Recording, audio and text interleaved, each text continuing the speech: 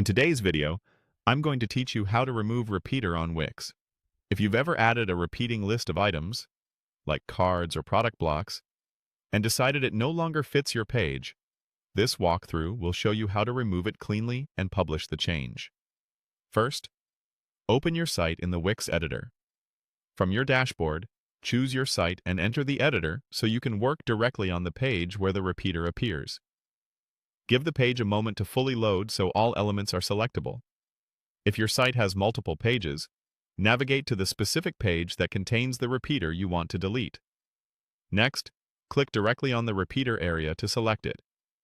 On the first click, you may find that Wix selects a single item inside the repeater, such as a text box or an image.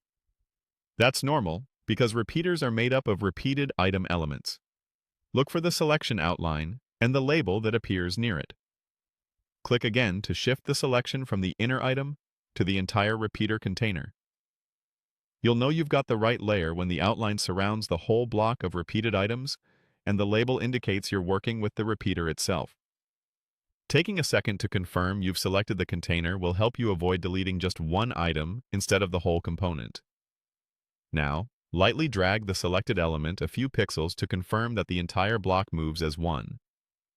You don't need to reposition it permanently. This is just a quick way to verify that you're working with the repeater container and not a single child element. If only one item moves, click again until the entire group is selected. With the repeater confirmed, delete it. You can press the delete or backspace key on your keyboard, or use the on-screen delete action if it appears in the Elements mini toolbar. If your repeater is connected to a dataset or collection, Wix may show a prompt explaining the impact of removing it. Review the message and confirm to proceed. If you remove the wrong thing, use undo to quickly revert. When you're happy with the change, click Publish to push the update to your live site.